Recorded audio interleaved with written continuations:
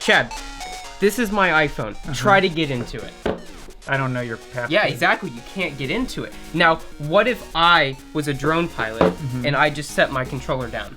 Do you think you can just fly my controller around? I see where you're going with this. You absolutely could. So Chad, I found this in your closet. Can you tell me what this is? What are you doing in my closet? Don't worry about it, bud. That's my fingerprint reader. Yeah, so we're gonna slap this on a drone controller and let's just go test it and see what happens.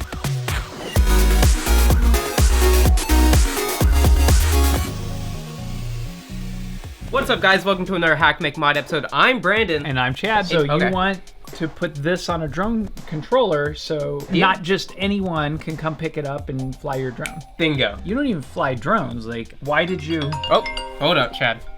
Get in the call. Drew's calling. Yeah, hold on. I gotta take this. You love the idea.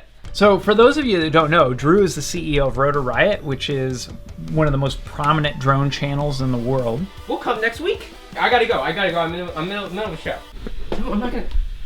Love you. All right, Chad. So he loves the idea. We're gonna go see him next week, me and Christian. Wait, I'm gonna build this, and then what? You're gonna take it down to Florida and hang out? Yeah, that sounds. Rotor Riot. Yeah, that sounds good. See ya.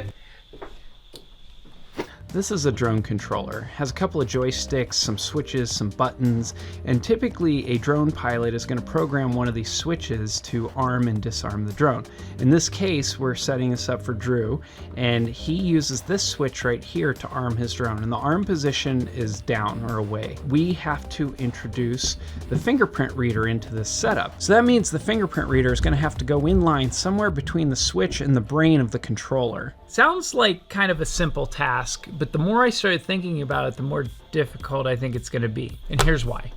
Because this is a DJI controller, and everything DJI does is complicated. The power button, for instance, it's not just a little hard switch, it's what's called a soft switch. So it actually tells the microcontroller inside this to turn on the equipment. So I know when I get into this, I'm going to be cutting into a computer, and I'm going to try to make modifications so that it can always be undone. Like, I don't want to do anything permanent to this. How are we going to go about doing that?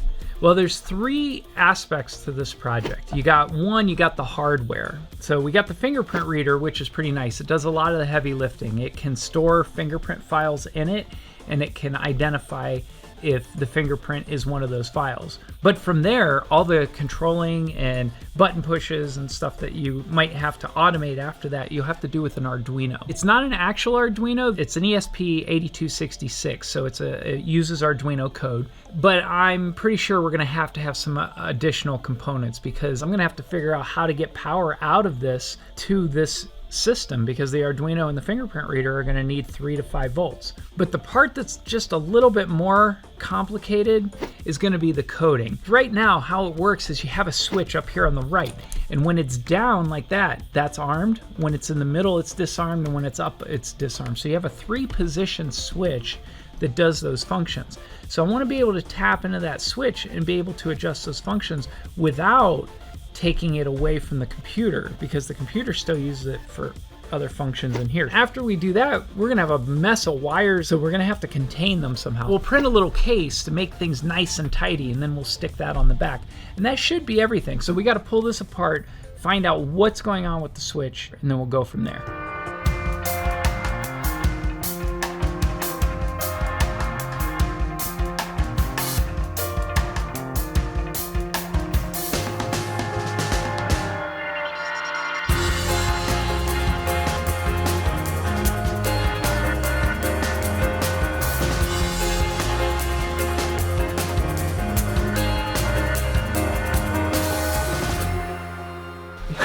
Look at all the progress I'm making. Oh my goodness. Do you see it? Yeah. It's all over the desk. Okay, so here's what's going on in the 3-position switch. You have ground is connected to the center. And there's your switch. And then you have one side and you have the other. And these are both held high with what's called a pull-up resistor. So there's actually a voltage here and a voltage here.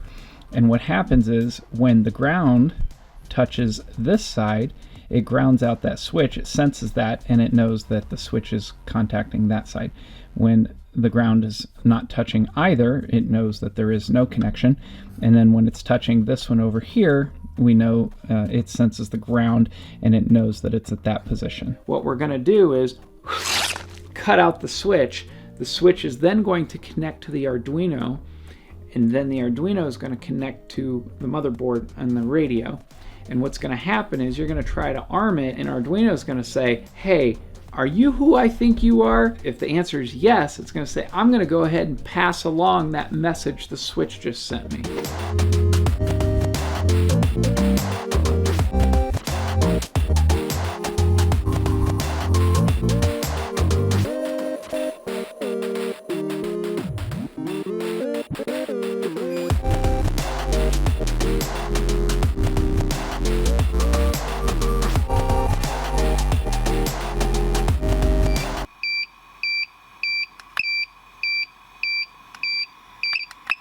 Do you remember my number one concern I was just telling you about this morning? Power. Pulling out power, yes. Well, it turns out it cannot handle any type of high current. I think it's just the sensing voltage. That 3.2 activates this, sets the voltage, and then the output directly from the battery will power that through this, being regulated down to 3.2 volts. So I have to add another little component into this mix, but it shouldn't be too bad.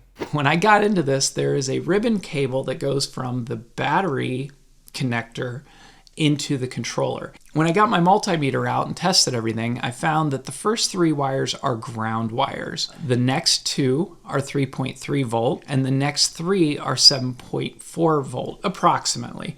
And I was kind of excited. I was like, oh, 3.3 volts, that will work for the fingerprint scanner and the Arduino. That's perfect. So the first thing that I tried was tying into that 3-volt system and just coming over here and powering this, and it didn't work. When I tried to power up the controller, it would not come on. What I realized was it's not a supply power, it's more essentially a signal power. And I was really excited because the 3.3 volt would turn on and off with the switch. The 7.4 volt would not turn on and off with the switch. It was just constant. Those 3 lines were always hot. So then the next thing I did was I took a 5-volt regulator, which it's a very simple device. It just has an input and an output, and you run your higher voltage into it, and then it'll output 5 volts. When I hooked this up, it did work.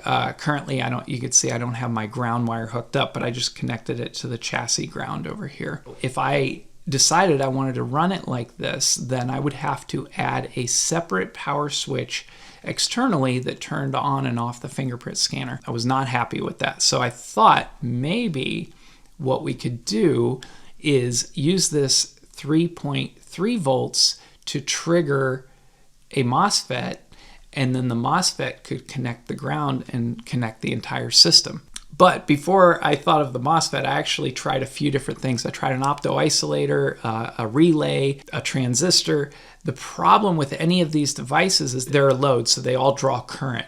And that 3.3 volt wire would not allow that. If there was any current draw on that, the whole controller would not boot up. I realized, or I remembered, that a MOSFET is just sensing voltage potential. It's not actually drawing any current from the gate. The N-channel MOSFET allowed me to take the 3.3 volt switched output here into the gate.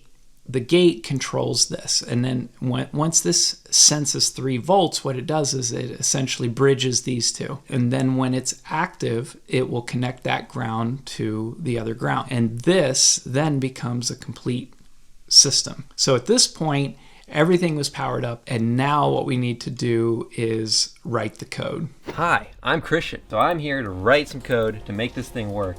But first, I need a breadboard with all the little pieces on it so I can actually plug something in and see what's going on.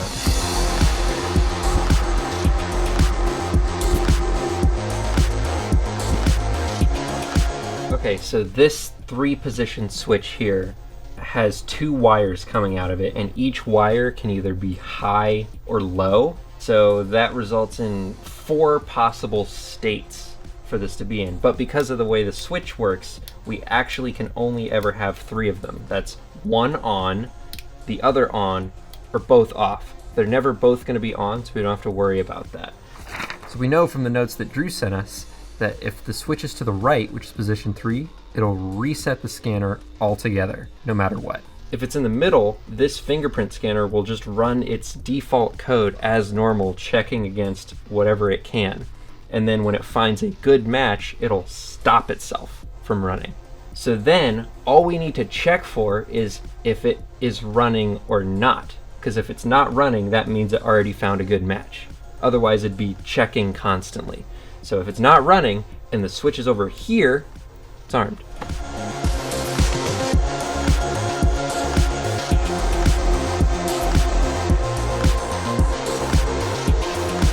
Now the fingerprint scanner comes with 2 scripts already. The default script it comes with only accounts for the scanner itself, but we've added a bunch of wires here. We've added the 3-position switch, we've added 2 LEDs, and a buzzer. We define all of these at the beginning of the script to the pinouts that we set, and then really all I changed about the script itself was adding certain if statements to the main loop to check for certain things. So an if statement is just, if this thing is true, then run this code, otherwise skip it. And the main loop is get fingerprint ID, which runs this whole series of actions based on the fingerprint that you put in. I added a couple lines here and there for the LEDs and the buzzer. So you'll see right here, it says did not find a match. And then immediately after, it makes a low tone on the buzzer and lights up the red LED. The reason I knew to put these 2 lines of code right here was because there were already a serial print line that says did not find a match. So I assume this is the point in the code when it finds a wrong match. Same thing for if you get a correct match. I found the print found ID with a confidence, which I know is what it says when you scan the correct fingerprint. And I added a higher pitched buzz and lit the green LED, while also making sure that if the red LED was already on, you turn it off. That way only one of the 2 LEDs is lit at any given time. We ended up going with 2 LEDs, but you could put whatever you want at this point in the code to signal whether you got it right or wrong. If you wanted, you could put a whole display here and have it display text at this point in time. I added this line here, which says scan loop equals false. That's me setting a Boolean variable that I created. Basically, Boolean is, it can be either true or false. It can't be anything else. Because we want the drone to arm and stay armed when you get the switch in the right position, I decided to stop the loop as soon as it finds a correct finger. And so you'll see scan loop again up here being set to true anytime this switch is in the reset position, which means we automatically want to reset it to start scanning for fingerprints again. This way you're not wasting processing power by just searching for fingerprints and running through all the code, even when it's not actually looking for anything.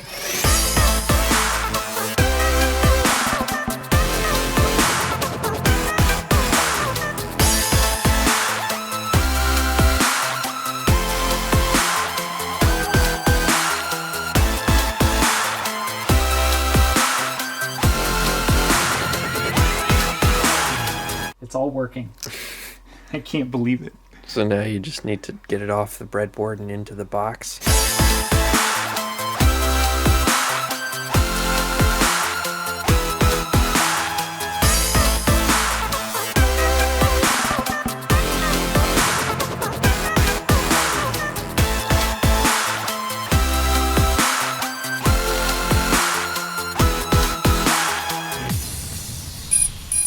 Yes! So cool! So now if we put it in the middle position, now it's unlocked. So that shows you that it's unlocked and you have visual status saying that it's unlocked. If I want to arm it, look at that! Let's go! I'm pretty excited. This is one of the coolest projects we've done. Look how cool it looks. We got it all in this safe container. We're headed to Florida.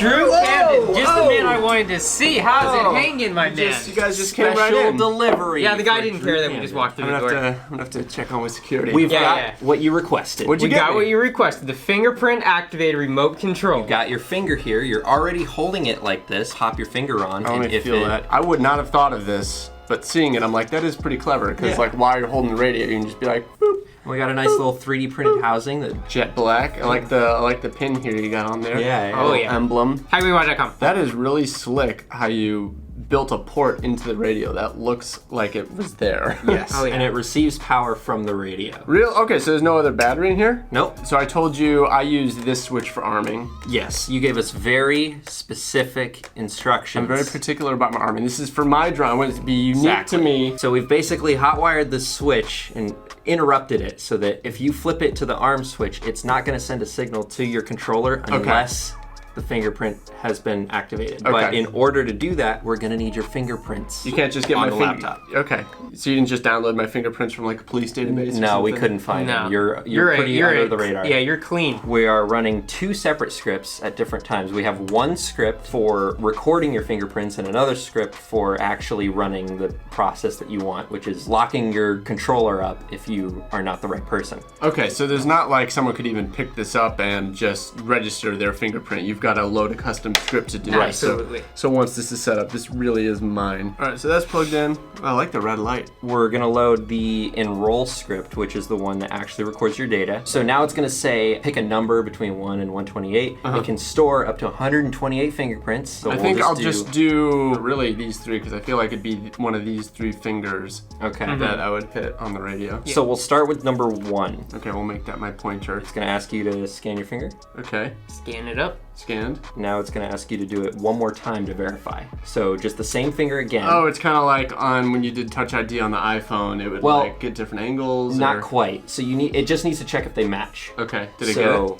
yes. All right, so Yep. that matched. So that matched. So You're good. that one's done. Yes. And now if you wanted to be like extra thorough, you could do the same finger again at a different Like different rate. angles. Yeah, Gotcha. if Okay, you okay, want. okay. But for now, let's go to the next finger. Okay. We'll do that one. So first we did this finger. Next we'll. Well, So number 2. So that one. Okay, so it read, and now go ahead and do it one more time, and there you go. See, And we move can just along. keep doing this for as many fingers as you want. Okay. I could even do it for my finger. No, this is for me only. We got my fingers in there. We're unplugging this. I don't want anyone else registered. Alright. Although I guess we have to change it to the script, right? Yes, we're gonna get rid of the enroll script. We're gonna run the result script, which Okay. is the name of the one that actually runs when you're flying. We're just going to compile and upload that one. All right, so now you're gonna need to make sure it's powered by the controller. So you need to turn your controller on. okay. In order for it to work. So when I turn the controller on, Yes.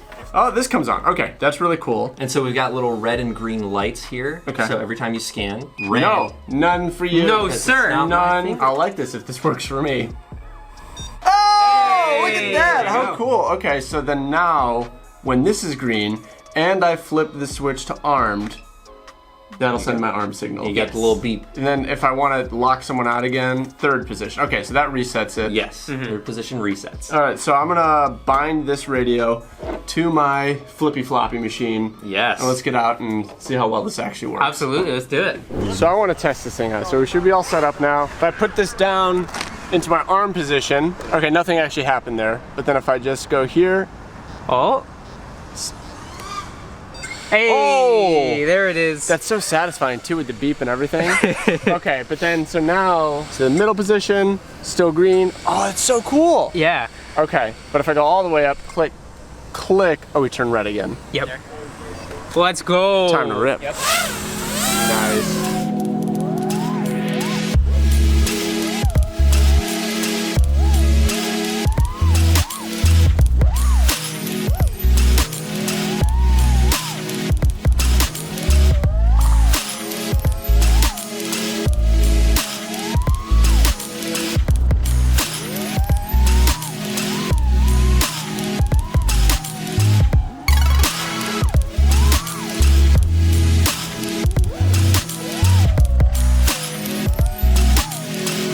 All right, so can I perch it? Oh. Are you big enough? I'm gonna perch up top on top of this thing. Okay.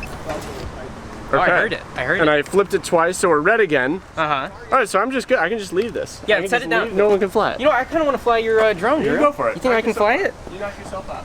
I can't get in, Drew. You got nothing. I got nothing. My quad. No, I hope this actually works, because if I'm just stuck on top of a light pole. Yeah, that would suck. That would be not a wise. That would be a bad time for you. We would just leave and go back home. Oh, right in the middle. Oh, hold on. Oh. I didn't do it good. Uh-oh. Why aren't you working? Oh no. Hey, there it okay. is. It's the goggles. You just gotta take the goggles All right, off. the props are spinning now. Okay. Reset. So I don't know if you want to reset your fingerprint while you're perched somewhere. Yeah. Because it was acting up a little bit. Well, I guess let's see. If I only did one click, then it shouldn't reset, right? So I just do one click. Yeah. And then now I should just be able to boom, rearm, no problem. Hey! Heyo! That's pretty sick. Well, so what is, okay, if all goes well, how quickly can we actually Disarm it and disarm rearm and it? rearm it with a full fingerprint? Okay. In the goggles, disarm, go all the way down, hit the thing. Ooh. It takes a minute, man. All right, let's Yeah, see. and you gotta get your finger just right on it, too. Okay, so the ultimate test is, can you fully hard disarm it Yeah. and then rearm it with the fingerprint? in The main time? thing is getting the fingerprint dead in the middle. Think you can do it, though? I mean, I'm concerned that if I mess up, then like, What are you gonna lose? my drone. Alright, maybe that is a lot. Don't mess up. You got ice in the veins, baby. All right, so disarm, reset, arm position, rearm. Ooh, Okay. that was clean. That was pretty quick. Okay, I think you can fly it in the air and disarm it and rearm it. Oh man. I believe in you. Okay, so if I don't reset it, we can dead duck it. So let's see, we go up high, There we go. disarmed, Oh. rearmed, Oh. saved it. Oh, That's the old sweet. Wild Willy Randall roll. So if I like went up and started rolling and then disarmed, we're disarmed, Oh, no. rearmed, woo, saved it. Oh, good. Okay, so now what I would actually have to do, get some elevation. Yeah, get some. Oh, you're going way up I want town. lots of time. Lots of time. Okay, I'm gonna point it down so I can see. All right, we Okay. are fully disarmed. Uh-oh. Arm it. Uh-oh. Oh! Oh, we got it! We got it! Go! Oh my Oh, goodness, no. I was genuinely worried for you. I couldn't tell. The props didn't stop spinning. You almost failed, like props- your finger was like twitching. I thought I was about to witness a splatter I just want of drone parts all over the I ground. was worried that was gonna happen too, because it really wasn't feeling like, I was like, oh no. Because your finger, when I was recording twitching. it was like, I was you were very scared. missing. I didn't want to crash. All right, I'm so happy we did this with you, Drew, this collaboration. It was so much fun watching you disarm it, rearm it in air. I didn't think you could do it. But I was you really can do it. nervous. I don't know why we went to a parking lot with Well, you chose concrete. it. I did. I was like, I don't want to break my drone. It was a brand new, fresh But you build. didn't, because you're a pro. That's what Chad said. I didn't know what we were getting into, but he said you were the best pilot he knew. Yeah, maybe we can do a crossover another time and do another project with you. Yeah, That'd let's be see what sick. else you guys can come up with. I want absolutely. retinal scanning goggles or something. Oh, yeah. right? Check out Rotor Riot and link in the description. Some of the best pilots in the world. It's so much fun to watch. I enjoyed it a lot. Brandon, thanks for having me on here. This was really fun. You guys Absolutely. did something really unique for me. I had a great time. If you guys want to see more drone stuff, definitely come on over. Check out Rotor Riot. We're always having a good time. This was great, Brandon. Thanks again. And if you guys enjoyed this video, make sure you drop a like on it, hit that subscribe button, comment something you guys would like to see us do next, maybe another collaboration with Rotor Riot. I'm Brandon, I'm Drib. and we'll catch you next time.